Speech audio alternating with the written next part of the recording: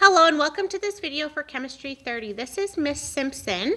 Today we are going to start looking at organic reactions. Now I'm not going to go through all of them in one video because it would be really long. We're just going to focus on the first three today.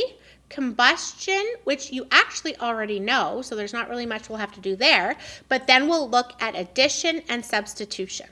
Okay, so to start with, the combustion reactions are your hydrocarbon combustions that you learn all the way back in Science 10, again in Chem 20. So by Chem 30, we should be really familiar with a hydrocarbon combustion. Remember, your hydrocarbon is reacting with oxygen, and the products are always carbon dioxide and water vapor, as long as you have an open system. Now, basically, the only thing you're going to really have to do with these reactions is just make sure you're balancing them. A lot of times, what my students will see on their quizzes and tests, if there's any written questions, is to draw the organic molecules, name the organic molecules, and then complete the reaction. Okay? So, for example, here, I would have C5H12. So I would draw that 1, 2, 3, 4, 5. If it has double the hydrogens as carbons plus 2, it's just a alkane. So the name of this would be pentane. So if pentane is undergoing a combustion, it's reacting with O2 gas. The products again would be CO2 gas and H2O gas. Okay, this is the only reaction I really emphasize on states for my students. We learned this reaction or dealt with it a lot in the thermochemistry unit, so they should definitely be able to do the states for this. Okay. Except for the hydrocarbon, unless it gives you the state for the hydrocarbon. But we know oxygen, carbon dioxide, and water are all gases. Now I have to balance this reaction. The easiest way to balance hydrocarbons is to balance them in the order of CHO. So we start with the C's. I have 5 C's in my pentane, so I'm going to make 5 carbon dioxide molecules. I then have 12 hydrogens in pentane. There's already 2 in water, so 6 times 2 will give me the 12 to match. And then finally, I add the oxygens on the product side. I have 5 times 2 in the carbon dioxide, so that's 10, plus another 6 from the 6 oxygens. So I have 16 oxygens on the product side, so 8 times 2 will give me 16. I put a 1 in front of my hydrocarbon, and I now have a complete balanced reaction. And again, by the end of Chem 30, you should definitely be familiar with being able to do a hydrocarbon combustion. Okay? If I look at another example, let's say I'm given the diagram of the molecule and I want to balance it. You want to write the formula. So I have 1, 2, 3, 4 carbons in this compound. So it would be C4, it's single bonded, so H10, double plus 2, you could count, of course. I'm not going to put the state for this because we're not sure, again, what it is. This is actually butane as the name. And then to balance it, again, I'm going to have 1 of my hydrocarbons. I'm going to have 4 carbon dioxides to get 4 carbons, 5 waters to get 10 hydrogens, and then I have 8 plus 5, 8, 9, 10, 11, 12, 13. So I'm just going to put 13 over 2 here for my oxygens. Remember, you can balance with fractions and decimals. That would also be 6.5. Okay? So that is hydrocarbon combustions. Next, we're going to get into addition reactions. So addition reactions are when you add some type of diatomic molecule. So you're adding a diatomic molecule. Now, it doesn't have to be 2 of the same elements. Sometimes it is, but it's just a molecule that has 2 atoms in it. So that's what diatomic means. Okay, and you are adding it to an alkene or an alkyne. These are my double and triple bonded molecules. What's going to happen is you are going to break the bond down so that you can add, hence the word addition, the 2 elements of the diatomic molecule. Okay, so starting with, again, like I said, my students have to name every organic molecule and draw them if it's not drawn already. So this would be ethene. What's going to happen is I'm going to break the double bond apart into a single bond. Okay, so if I were to draw this over here, if I break, this was a double bond between my two carbons, I'm breaking it down to a single bond. Each carbon had two hydrogens on it. You don't have to draw the hydrogens, but I will here for this example just to show you. Okay. Now I have room for two more bonds, one on each carbon, for the fourth bond since I broke the double bond. So that is where the chlorines go, one on each carbon. And that's it. That's my only product. Just one product. We're adding the diatomic molecule to the alkene or alkyne. The name of this would be 1,2-dichloroethane. I don't name the chlorine because it's not organic. Okay, my students need to name only the organic molecules. If you actually name this as chlorine gas or Cl2 for example, you'd lose a mark because it means you don't know what the organic molecules are. Organic molecules are molecules that have carbon, right? So chlorine is not organic. So you would only name the ethene and the 1,2-dichloroethane.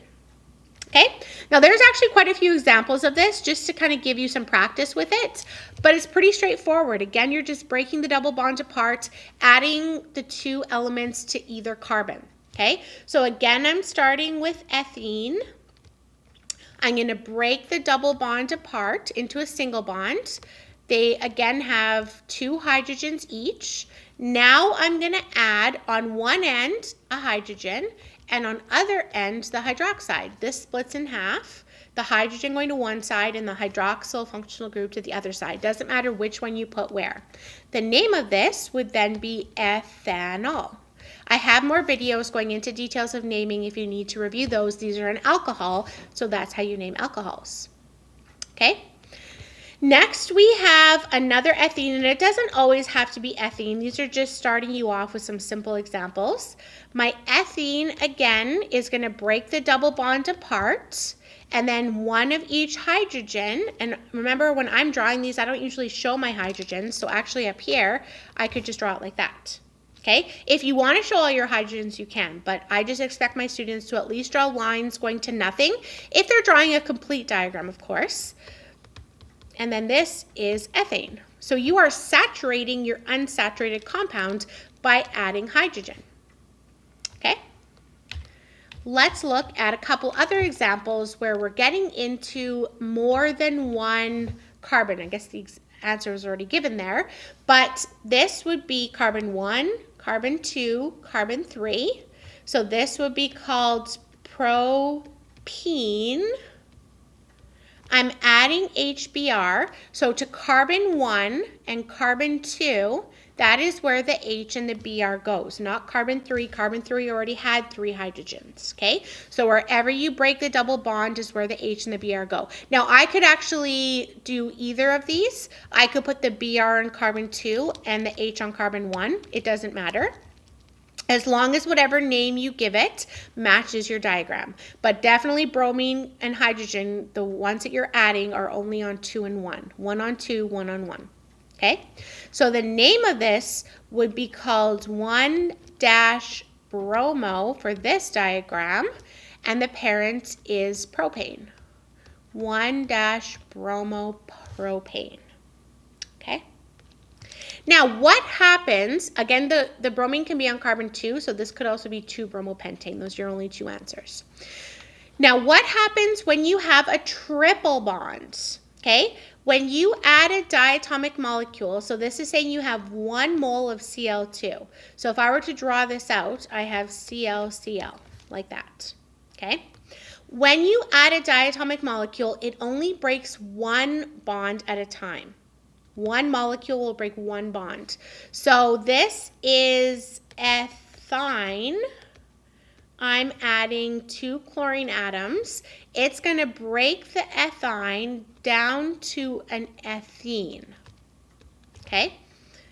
So down from a triple bond to a double bond, and I'm going to put my chlorines on those 2 carbons where the triple bond, broke down to a double bond.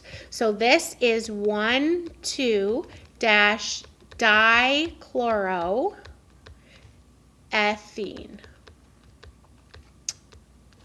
Okay? Now, if you add 2 moles of chlorine gas, so I'm actually adding 4 chlorine atoms, okay? Then I can break my triple bond down to a single bond. So it had 2 H's each.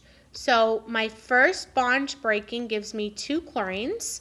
My second bond breaking gives me the other 4 chlorines, okay? So if you're adding 2 moles instead of 1, you can break it all the way down to a single bond. The name of this would be 1,1,2,2-tetrachloroethane. Why do you have to number all the chloros? Because I could have 3 on one carbon and 1 on the other carbon. I have to say where the chlorines are. Okay, and they have to both be on 1 and 2 because that's where the triple bond broke down. So 1 on the first chlorine and second, and the second one on the second chlorine and second. Okay? So that is your addition reactions. You are adding a diatomic molecule to an alkene or an alkyne, and it adds. It's an addition reaction making one product. Okay? The other reaction we're going to look at now is very similar. Oh, there's something to try. Hang on for a sec. We'll give these a try, and then we'll go on to the other reaction. So here I have bute. Sorry, my pen likes to sometimes draw funny lines. Bute-1-ene. I have to say where that double bond is because it could be in a different location. I'm adding Br2. So again, you don't have to draw this. I just like to draw it to show you what's happening. So we break that apart. And then my carbon 1 and 2 is where the double bond was. Carbon 1 and 2. So they each get a bromine. Okay? They have their same hydrogens that they started with. And the name of this would be 1,2-dibromobutane. Okay? The next example, I have 1, 2, 3, 4, 5 carbons, and my double bond is between carbon 2 and 3, so it's pent-2-ene, silly pen, pent-2-ene, and I'm adding HCl. So when I break that apart, an H and a Cl will be added to carbon 2 and 3. Again, it doesn't matter which one you put on carbon 2 and which one you put on carbon 3. I'll just put the H on carbon 2 and the Cl on carbon 3. Putting the rest of the H's on to make sure I have 4 bonds around every carbon. This was the H that I added, okay? You can write H or just leave it as going to nothing. Okay, I'll just leave it as H. There's still, all the other ends of these lines are H's too. So the name of this isomer that I drew would be called 3-chloropentane. But again, I could have swapped these and made it 2-chloropentane, as long as your name matches your diagram, okay? But 2 and 3 are the only locations the hydrogen and chlorine that you're adding can go. All right? And then last one, I have 1, 2, 3, 4 carbons. So this is bute-2-ine. I'm only adding 1 mole of chlorine, okay? So I'm just adding 2 chlorine atoms, which means it's only going to break the triple bond to a double bond. 1, 2, 3, 4. Okay? So on carbon 2 and 3, I guess if I number these, 1, 2, 3, 4, I'm adding chlorines. My other carbons, again, have their hydrogens. So the name of this would be 2,3-dichloro-butene. Okay? So again, that is your addition. We are going to look at a very similar reaction called substitution. You are again adding a diatomic molecule. But, or I shouldn't say adding. I'm going to say you are reacting, which kind of means adding, the same thing. You are reacting a diatomic molecule with your hydrocarbon, but your hydrocarbon is either an alkane or aromatic, okay? You also commonly have a catalyst involved in these reactions to speed them up, because the addition don't use catalysts because they are very reactive and happen pretty quickly on their own, but your other reaction types usually have a catalyst, so that's all that means on top of the arrow, okay? This is substitution, so we are substituting, not adding, all right? So I'm going to take one hydrogen off, it can be any hydrogen, and it's going to switch with one of the diatomic molecule atoms, okay? So my hydrogen and my chlorine are going to switch. Again, naming my organic molecule, I'm starting with methane. My methane is going to lose one of the hydrogens and have a chlorine now added to it, but I have a second product now. HCl is also a product because this H is going to bond to this Cl here. I'm not naming that because it's not organic, but I am naming my chloromethane. Okay, so methane plus Cl2 makes chloromethane and HCl. All right, let's look at some other examples. I have my benzene ring. My benzene ring has double bonds, but they're stable because of the special type of pi bonds that they form. So what that means is every corner, remember, has a hydrogen of your benzene ring. I'm not breaking a double bond down. I'm just substituting one of the H's with one of the Brs. Okay, any of the H's, it doesn't matter. All right. So my benzene is going to gain a bromine, and don't forget your other product, HBr. Okay, so this is called bromobenzene. I don't need a number because it's only on one of the corners, so it doesn't matter what corner you put it on, it's still bromobenzene. Doesn't change the name. Okay. Next we have cyclopropane. Now when you have a cycloalkane, every corner has two hydrogens, okay? So pick any of the hydrogens and again switch it with one of the iodides. So we are going to have a iodide on one of the corners, and HI is my other product. The name of this would be iodocyclopropane. Okay? And then lastly, I have 1, 2, 3, 4 carbons. This is called butane. I can take any of the hydrogens off. It doesn't matter. Okay? I'll just take it off the end and switch it with one of the bromines. Okay, this is Br2, so there's 2 bromines here. I'm switching with one of the bromines. So I put it at the end here, but it could be in other locations. It can be in any carbon, just one of them on any carbon, and HBr is your other product. So the name of this, again, I don't need a number. Oh, I do need a number because I need to say where it is. It is on carbon 1. I would number it 1 this way to have the branch on the lowest number. So 1-bromobutane. Okay, it could also be on carbon 2, but notice if I put it on carbon 3, that would be carbon 2 again, counting from the other way. And if I put it on carbon 1 or 4, that would be carbon 1 again, counting from the other way. So there's really only 2 possible isomers you can have, either 1-bromobutane or 2-bromobutane. Okay? And that's it.